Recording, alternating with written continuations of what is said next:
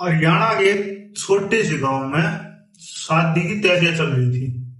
घर में खुशी का माहौल था। दोनों परिवार राजी थे। लड़का लड़की एक दूसरे ने पसंद करा करते। ढोल नगाड़े सब कुछ बाज रहा था, डीजे बजा रहा था पूरा खुलकर। तभी एक बूढ़ा घर की नेम प्लेट पे देख के एक सवाल पूछ लेता है कि लड़की का गोत्र क्या है। फिर लड़की और लड़के का गोत्र सेम निकलता है। कुछ सेकंड पहले जहां शादी का माहौल था, पूरी खुशी थी, वहां सन्नाटा छा जाता। क्योंकि हमारे हरियाणा में एक बात मानी जा है कि सेम गोत्र में शादी नहीं हो सकती। लेकिन क्यों? क्या ये सिर्फ एक परंपरा है या फिर खापन बनाया हुआ नियम है, या इसके पीछे कोई लॉजिक है जिसे साइंस कुछ हद तक समझाती है? मैंने अगर आज हम इस रूल में पूरी तरह खत्म कर दें तो क्या होगा? यहीं से असली कहानी शुरू होती है। आज हम गोत्र को अपने सरनेम के अकॉर्डिंग मानते हैं, मतलब कि सरनेम होगा वो हमारा गोत्र होगा। लेकिन एंशिएंट इंडियन ट्रेडिशन में गोत्र का संबंध लीनियज और क्लोन से था, यानी एक ऐसा समूह जो कॉमन एंसेस्ट्री से जोड़ा जाता। इसके साथ एक प्रिंसिपल आया कि सेम गोत्र में शादी मत करो, जिसे कहते थे गोत्र एक्सोगेमी। इसका मतलब था अपने क्लोन से बाहर, मतलब अपने वंश से बाहर शादी करो। उस समय दुनिया की इमेजिन करो, ना वहां पर डीएनए टेस्ट था, ना जेनेटिक काउंसलिंग थी, और ना ही लेबोरेटरी थी। लोगों के पास एंसेस्ट्री और रिश्तेदारी को समझने के लिए लीनियज क्लोन ट्रेडिशन थे बस। अपने हरियाणा की जाट कम्युनिटीज मैक्सिमम तो विलेज वंश को भी एक्सोगेमी की तरह देखते हैं। अब सवाल उठता है, क्या ये सिर्फ रूल सोशल आइडेंटिटी के लिए है, सोशल आइडेंटिटी बनाए रखने के लिए, या इसका कोई प्रैक्टिकल फायदा भी है? यहीं से हम एंशिएंट इंडिया से निकल के मॉडर्न जेनेटिक्स में पूछते हैं। ये हमारी कहानी। मान लो एक आदमी और एक औरत बिल्कुल हेल्दी हैं, उनमें बीमारी का 1% भी चांस नहीं है। दोनों को देखकर ऐसा लगता है कि उनके जीन में कोई प्रॉब्लम नहीं है, लेकिन दोनों के अंदर एक जेनेटिक हार्मफुल डिसीज होया करे, जो हम में भी हो, तुम में भी हो, हर इंसान में होया करे, जो खुद बीमार नहीं है लेकिन एक बीमारी साथ में लेकर चलते हैं। लेकिन उन दोनों ने शादी कर ली, जो सेम जीन के थे, सेम गोत्र के थे। वो दोनों बीमार नहीं है, लेकिन उनके पास एक हार्मफुल जीन की कॉपी भी है। अगर उन दोनों से सेम वेरिएंट हार्मफुल जो खतरनाक वेरिएंट है वो बच्चे को मिल गया तो बच्चा बीमार पड़ सकता।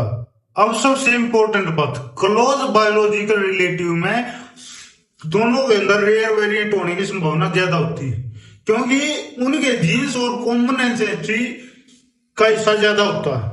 यही वजह से क्लोज रिलेटिव मैरिज को जेनेटिक्स में गंभीरता की तरह देखा जाए, मतलब खतरनाक हो सके है जो। लेकिन असली डर यहां से शुरू होता है। एक ही रिलेटिव में क्लोज्ड क्लोन में लोग बार बार शादी करना शुरू करते हैं। पहली जनरेशन में शायद कुछ ड्रामेटिक ना दिखाई दे कि लोग बोलना शुरू कर देंगे कुछ ना होया, देखो कुछ ना होया, हमने एक गोत्र में शादी कर ली, हमारे कुछ ना होया, हमारे बड़का कभी कुछ ना होया। फिर उनके बच्चे होंगे, उनके बच्चा ने भी अगली जनरेशन में रेस्ट्रिक्टेड जीन पूल हो लिया कर, मतलब वो उनके बच्चे से शादी कर लेंगे, वे उनके बच्चों से शादी कर लेंगे, जैसे कि मुसलमान नाम है उतारा हुआ है। से जेनेटिक कंसर्न बढ़ जाता भाई, क्योंकि जो हार्मफुल रिसेसिव वेरिएंट है वो पॉपुलेशन में मौजूद होता है। वो अपने साथ जो वेरिएंट है हार्मफुल है वो जीन वाला वो साथ में लेकर चलेंगे। अगर ये रिपीट मैरिज होती रही तो ये जो रेयर हार्मफुल वेरिएंट है वो एक्सप्लोड हो जाएगा, जिसकी दोनों कॉपी बच्चों में आने की संभावना बढ़ती रहेगी। और तब एक जेनेटिक वेरिएंट पीढ़ियों में चुपचाप मौजूद था, जो वो एक बीमारी का, जैसे कोरोना टाइम पर बीमारी आई थी, ऐसे बीमारी का रूप ले लेगा। यही इनब्रीडिंग का मतलब है अपने गोत्र में या फिर अपने वंश में शादी करना, उसका फंडामेंटल जेनेटिक कंसर्न शुरू होता है।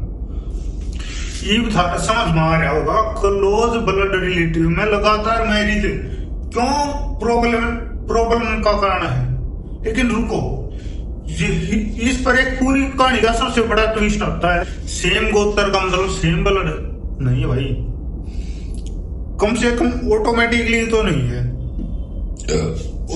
सॉरी भाई, यही बात सबसे ज्यादा समझना जरूरी है। आज एक गोत्र में लोग हजारों परिवारों में हो सकते हैं, अलग अलग गांवों में रहते हैं, कोई गांव छोड़कर शहर में चला जाए, कोई दूसरे देश में चला जाए, कोई दूसरे राज्य में चला जाए, उनकी फैमिली ब्रांचेज कई जनरेशन में फैल चुकी हैं। इसलिए सेम गोत्र होना क्लोज ब्लड रिलेशन का प्रूफ नहीं है। और इसी तरह एक गांव में रहना जेनेटिक रिलेशन का प्रूफ नहीं है। इसलिए अगर कोई कहता है सेम गोत्र में शादी हुई तो बच्चा जनरली बीमार पड़ेगा, तो ये साइंस की बहुत बड़ी ओवर सिंप्लीफाइड इंटरप्रिटेशन है। साइंस ये कभी नहीं कहती, साइंस कहती है क्लोज ब्लड रिलेटेडनेस मैटर्स, मतलब कि जो क्लोज बायोलॉजिकल था, मतलब जो जनरेशन बढ़ती रही, सेम गोत्र में शादी होती रही, वो मैटर करे। तो हमारे पूर्वज इसको जानते थे। अब यहाँ हमको ईमानदार रहना पड़ेगा। हम ये नहीं कह सकते एंशिएंट इंडिया को मॉडर्न जेनेटिक्स पता थी, क्योंकि उस टाइम पे कोई वो नहीं था, साइंस नहीं थी, मतलब जो आज के टाइम पे मशीनें वगैरह वो नहीं थी, उसका एविडेंस नहीं था। लेकिन हमें ये जरूर कह सकते हैं एंशिएंट ट्रेडिशन में लीनियज को एक्सोगैमी एक मजबूत सिस्टम था। मतलब उनके पास मशीनें बेशक ना हो, लेकिन उनके पास ये था, उनको ये समझ में आया था एक गोत्र में शादी करना गलत बात है। उनको डीएनए की भाषा नहीं पता थी, लेकिन उनके सामने सिचुएशन आई होगी, कुछ लोगों ने अपने क्लोन में अपने वंश में शादी शुरू करना करी, जब उनके पास आउटकम आया होगा तो उन्होंने तभी इमीडिएट किंग ग्रुप से शादी करना। इन सभी बातों को लेकर हम ये नहीं कह सकते हैं कि एंशिएंट इंडिया वाले जेनेटिक्स को जानते थे, उनका एक अनुमान था बस। अब वापिस हम अपने उसी गांव में चलते हैं जहां शादी हो रही थी, वही लड़का वही लड़की और वही शादी, और सवाल भी वही सवाल। गोत्र एक है, एक तरफ परंपरा कहती है मत करो, दूसरी तरफ साइंस कहती है पहले एक्चुअल बायोलॉजिकल रिलेशनशिप को समझो। और शायद यही वो जगह है जहां हमें दोनों एक्सट्रीम से बचना चाहिए। परंपरा को देखकर ये कहना पुराने लोग बेवकूफ थे, गलत है भाई। और ये कहना हमारे पूर्वज को मॉडर्न जेनेटिक्स पहले से पता थी, ये भी गलत है। यो एविडेंस से ज्यादा दावा है, सूखा दावा। सही अप्रोच क्या हो सकती है? परंपरा से सवाल लो, साइंस से उसका जवाब खोजो। अगर दो लोग जेन्युइन क्लोज बायोलॉजिकल रिलेटिव हैं तो जेनेटिक रिस्क को सीरियसली लेना चाहिए भाई। सेम गोत्र में शादी करो हो तो उसको सीरियस लेना चाहिए। आज सीरियस नहीं लगेगा, आने वाली पीढ़ी हो सीरियस लगेगा। और अगर फैमिली में किसी इनहेरिटेड डिसीज की हिस्ट्री है, मतलब कि बीमारी है, कोई किसी का लंगड़ा लूला बच्चा पैदा हो जाए, तो इसके चांस है कि उनके पूर्वजों ने सेम गोत्र में शादी करी होगी। यह बात गलत नहीं हो सकती।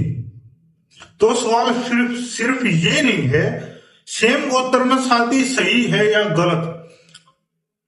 असल सवाल इससे कहीं बड़ा है भाई। क्या हम अपनी अगली जनरेशन के लिए सिर्फ डर के आधार पर करेंगे कि ना भाई सेम गोत्र में शादी नहीं करनी चाहिए, समझ के आधार पर करनी चाहिए। शायद हमारे पूर्वजों के पास डीएनए की लैंग्वेज नहीं थी, उनके पास लीनिएज की लैंग्वेज थी, लीनिएज वंशज की। हमारे पास डीएनए की लैंग्वेज है, तो हमें करना क्या चाहिए? ना हर परंपरा को अंधविश्वास कहना, ये जो हर परंपरा ने अंधविश्वास कह देना वो भी गलत है भाई। और ना हर परंपरा को साइंस घोषित करना है, जिसे बस ये समझना है कि जिस चीज का असली रिस्क ब्लड रिलेशन से आता है उसे सिर्फ गोत्र के नाम पे डिफाइन नहीं करना चाहिए, क्योंकि परंपरा एक सवाल दे सकती है, लेकिन उस सवाल का जवाब ढूंढना हमारी जिम्मेवारी है। और शायद आने वाली पीढ़ी के लिए सही सवाल ये नहीं होगा तुम्हारा गोत्र क्या है, बल्कि तुम्हारी बायोलॉजिकल फैमिली हिस्ट्री क्या कहती है। परंपरा को समझो भाई, साइंस को समझो और फिर फैसला करो।